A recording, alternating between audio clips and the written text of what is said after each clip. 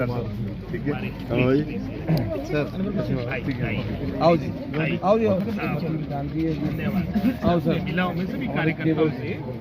जब आपके इलेक्शन है सर आज आप नालागढ़ आए तो क्या बोलना चाहिए सर? नेशनल खेलने भी लगी सर। आज अंडर 19 कबड्डी के हमारे नेशनल टूर्नामेंट्स आपके नालागढ़ में प्रारंभ हो रहे हैं और वुमेन, और ये बड़ी मैं समझता हूँ प्रसन्नता का विषय है कि लगभग कोई 10 वर्षों के बाद हमारे नेशनल इवेंट्स आपके हिमाचल प्रदेश में इनका आयोजन हो रहा है। इससे पहले आपने देखा होगा हमारा पोंटा साहब में भी आपका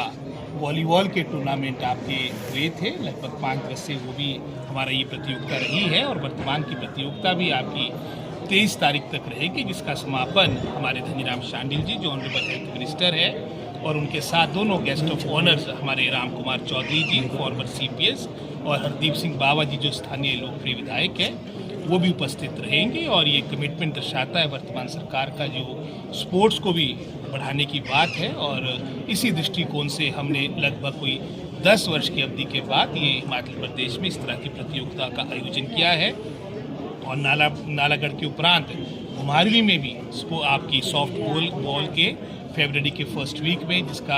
कार्यक्रम शुभ आरंभ 1 फरवरी को होगा, उसका समापन 5 फरवरी को होगा। तो एक तरह के 3 आयोजन हमारे हिमाचल प्रदेश में लगभग 1 दशक के बाद हो रहे हैं। ये पूरे प्रदेशवासी और विशेषकर जो हमारे शिक्षा विभाग और खेल प्रेमियों के लिए एक सुखद बात है। सर जैसे बात करें अगर BBN और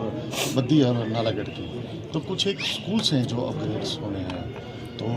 दोनों MLA साथ हैं सर, इनके लिए क्या कुछ तो हमने स्कूल्स अपग्रेड किए हैं जो ऑनरेबल MLAs ने रिकमेंडेशन दी थी और एक ये निरंतर प्रोसेस है। जहां पर भी फिजिबिलिटी बनेगी तो निश्चित रूप में, क्योंकि इन विधानसभा क्षेत्रों में जैसे उदाहरण के तौर पर हमारी कॉन्स्टिट्यूंसी है तो वहाँ कंपेरेटिवली इनरोलमेंट काफ़ी कम हो चुकी है, तो विशेषकर लेकिन जहाँ पर हमारे दून और नालागढ़ विधानसभा क्षेत्र की बात आती है इनरोलमेंट ज़्यादा है।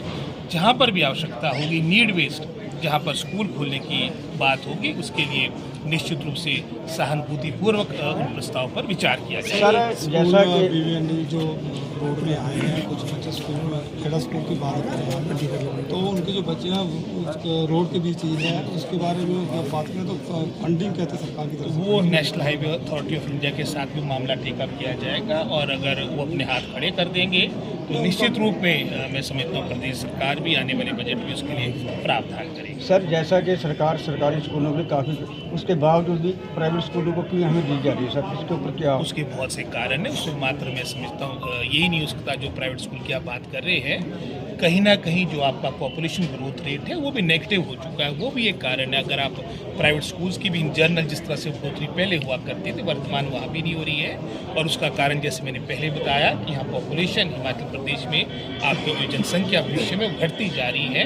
लेकिन वर्तमान सरकार के पास जो ये 3 वर्ष का कार्यकाल रहा इस दौरान बहुत से ऐसे फैसले हमारी सरकार ने लिए हैं जिसके माध्यम से क्वालिटी एजुकेशन आपकी उसमें सुधार हो, बहुत से रिफॉर्म्स, हालांकि कई तरह के कड़वे फैसले भी किए गए, लेकिन उसका यही मैं समझता हूँ सोच के साथ वो फैसले किए गए कि हमारी गुणात्मक शिक्षा जो वर्तमान सरकार की प्राथमिकता है उस दिशा में आगे बढ़ा जाए। सर एक आखिरी सवाल बार